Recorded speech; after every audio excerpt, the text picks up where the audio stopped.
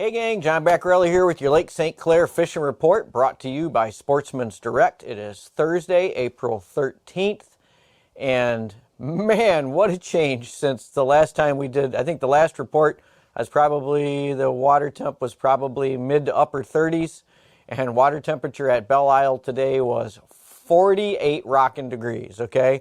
48 degrees down at Belle Isle. Shoreline temps in and around the mile roads is going to be probably higher than that. You get out towards the main current flow in the middle of the lake or up in the St. Clair River, it's going to be colder than that. But the bottom line is it is warmed up a whole heck of a lot. And generally when that water temp gets up to about where it is right now, everything goes berserk, and that's exactly what's going on. Weather forecast going forward here for the next few days through the weekend. It's still got temps really warm. I think tomorrow's going to be another 80-degree day, and then 70s on Saturday and Sunday, and it looks like they're pulling back on that rain forecast now till probably maybe after sunset on Sunday, when most of you guys will be off the water anyways.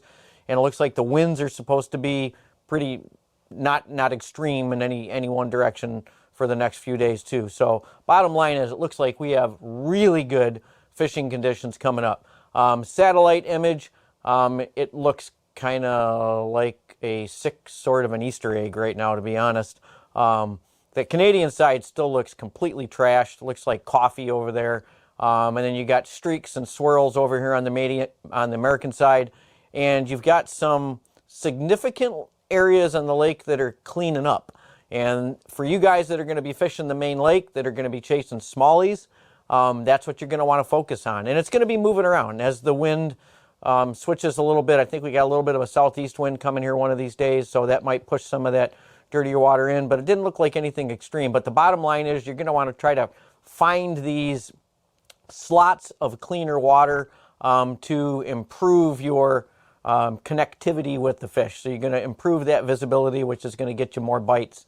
But that doesn't mean that you can't catch fish in dirty water. It's just you got to change it up a little bit.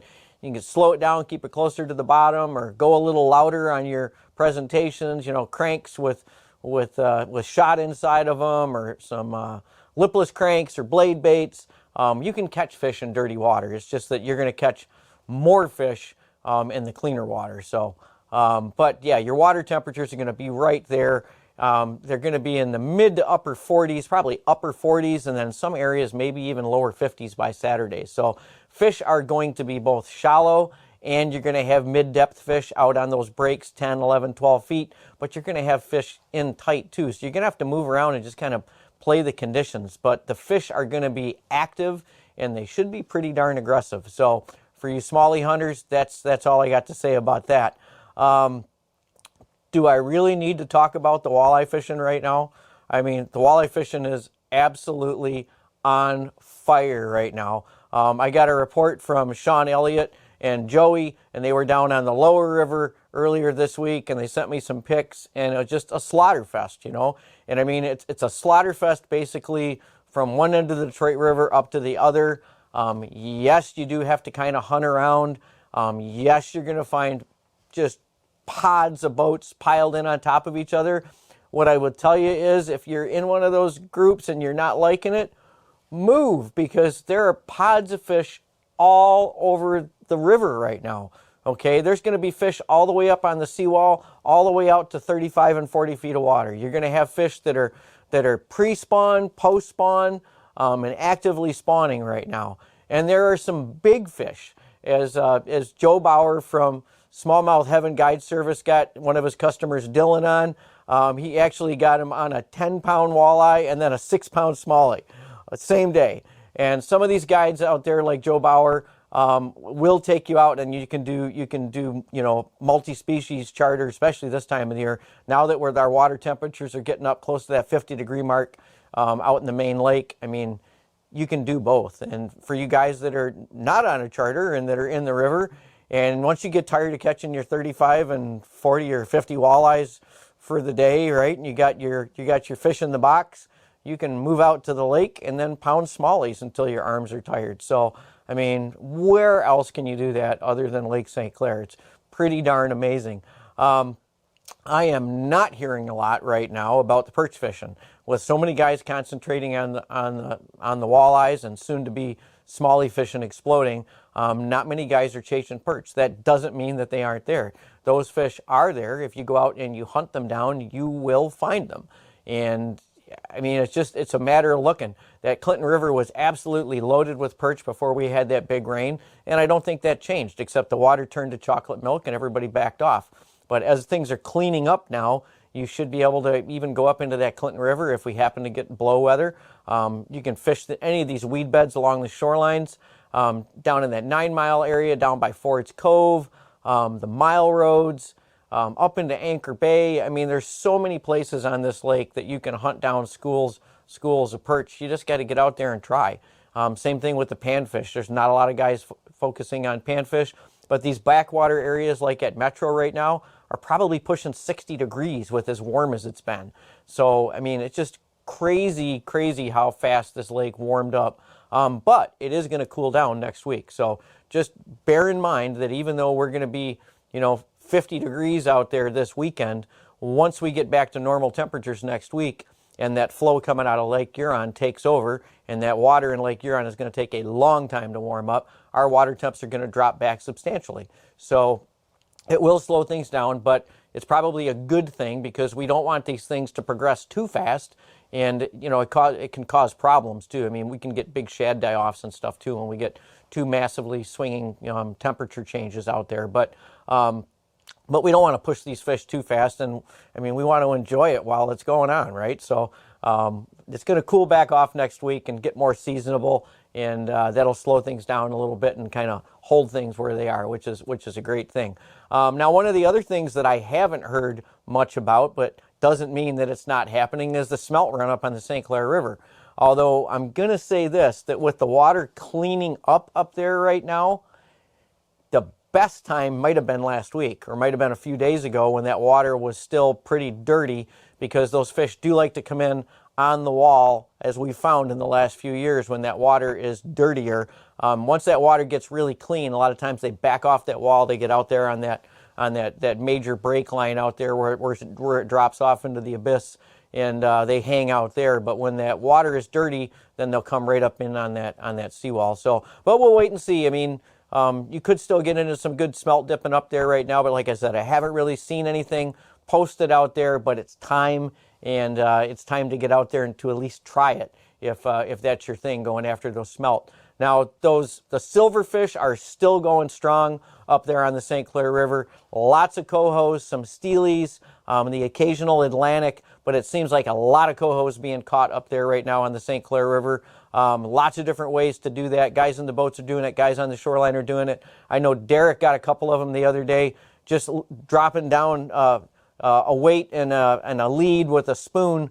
I think he was running a spoon right down next to the seawall, and he picked up 2 in like an hour in the Algonac area. So up and down that St. Clair River, there are lots of silverfish right now, and they're going to be there until that water warms up. And with the smelt and other bait fish in and along the shoreline, they're going to be in. You do not have to cast out a country mile to get them. These fish will be right in there close to shore, and get creative. You can run cranks and stuff right along the wall as long as you got the room to do it. And those fish are going to be feeding on the wall because that's where the bait fish are at. So that's kind of just the way it is. I always like fishing straight down on the wall if I can get away with it. I like that close personal contact with the fish. It's fun to catch them casting too, way out, but there's something special about just having a fish pound that bait, when you got short line out right straight down. Let's see, trying to think if we got anything else here. Man, I think I really covered it pretty fast. I did want to mention something, though. Last week I talked about the fish cleaning station, or not last week, the last report I did, I talked about the fish cleaning station, and some of the comments I got were that, oh my gosh, that, a couple of $100,000, that just seems like ridiculous. But what you got to remember, folks, is that this isn't just a canopy and a bench and a garden hose we're talking about here, okay? In order for this to be on the state property, it actually has to be a legitimate, respectable fish cleaning station, which means it's going to be a brick structure. It's going to have a roof. It's got to have electrical run to it, and it's got it's basically going to have a a meat grinder that that any gangster wanting to get rid of bodies would appreciate, okay? This is like an industrial grinder that can take a fish and basically emulsify it so that it can go through the sewer system. So we're not talking about a toy here. Plus you got everything is pretty much got to be stainless because it's going to be wet all the time. So this is not like a cheap endeavor. This is going to be a legit fish cleaning station that we can be proud of for many years to come.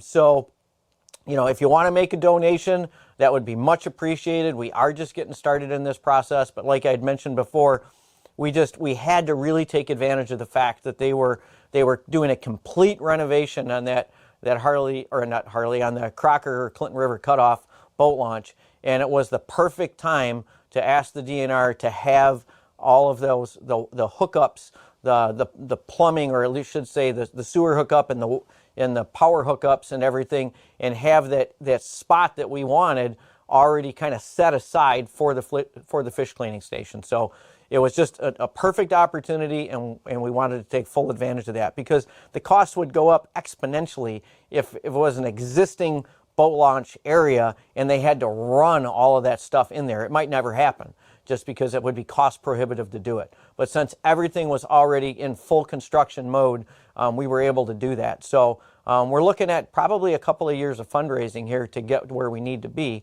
but it is a goal of ours to do that. So if you want to make a donation, there's going to be a QR code. There's flyers at our store that's got the QR code on it. All you got to do is scan it with your phone, and you can go right in there and make a donation. So there's also a link in the description that you can click on, that you can go to and make the donation that way. But going forward, we'll be talking about this more, and I'll be keeping you up to date on everything that's going on down there at that Crocker boat launch once they get things rolling again, which I hope is soon, because the clock is really ticking for all of us there for that boat launch. That's all I got for you this week. We will see you in the store this weekend, and man, just look forward to this great weather for this coming weekend. Hey, if you like this video content and you want to get updated as soon as the next video is out there, hit that subscribe button and a little bell icon, and you'll get notified as soon as the next video is up.